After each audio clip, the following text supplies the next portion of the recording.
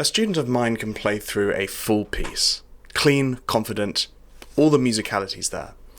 Until you ask him to look away from his hands for 2 seconds, and then the whole thing comes crashing down. He thought that meant that he wasn't good enough at the piece yet, but it really wasn't that. His hands hadn't learnt where they were on the keyboard, they hadn't built a map. His eyes were doing all the work for him. There are 3 things I actually do with a student to fix this, and I'm going to teach you all 3 right now. First, it's keyboard geography, and this splits into 2 things. Number 1 is your normal bog standard scales. I'm sorry to tell you, we do have to learn them, but only for the key of the piece that you're actually learning.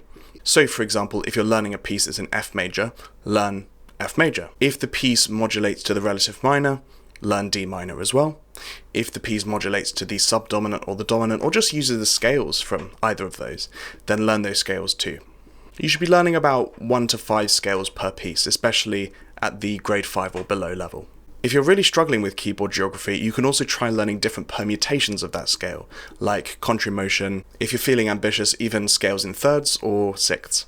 Now, the other thing I give my students for keyboard geography is probably a little bit more useful, and that is the chord shapes. If you're struggling with any chords, not looking down at your hands, take the shape of that chord, and then start walking up and down a scale, but keeping that same chord shape. For example, let's say you had a triad of F major in the right hand. You'd play a triad of F major, of course, and then you'd move up to G minor. The B flat's there because that's in the key signature. You'd then move up to A minor, etc., etc. Step 2 is one of the biggest things that causes hand dependency. That's having to look down at your hands, the jumps. So the first and most obvious thing is there a fingering that I can use here that will remove this jump or at least reduce it slightly? Failing that, you can use what I call the start-stop technique. Play from a few notes to a few bars before the jump, play all the way up to jump and do the jump itself as well, but don't play the note that comes straight after the jump. Instead, just rest your fingers on that key as if you were about to play it, but don't.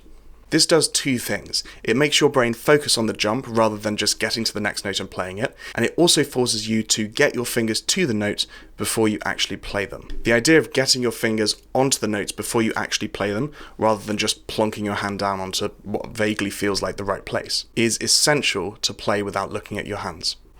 Step 3 is the simplest and the hardest. Whatever process you normally go through to learn music, I teach my students a specific process, but it might be different for you. Do that process without looking at your hands. I know it sounds simple, but it's going to be incredibly difficult the first time you do this. Don't let that put you off though. Every subsequent piece you learn in this way will feel easier and easier to play without looking at your hands. If you never get into the habit in the first place, there's no habit to get out of. This also works for relearning the piece without looking at your hands. Go back to hand separately, go back to slowly, go back to occasionally trying it with the metronome, and do so without looking at your hands at all. As I said, it will feel impossible to begin with, but this way you're basically just forcing your brain to learn how to do it. It's painful, it's frustrating, but it's worthwhile. By the way, just FYI, one thing that catches out a lot of students is the passages that just have white keys.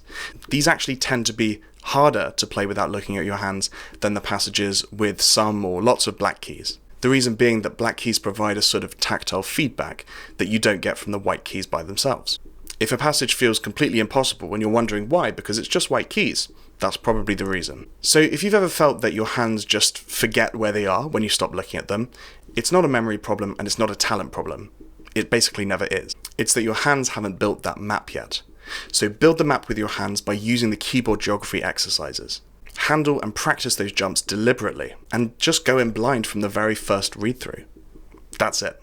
By the way, hand dependency is one of 3 habits that, as a teacher myself, I've found always form in self-taught pianists playing, without them noticing.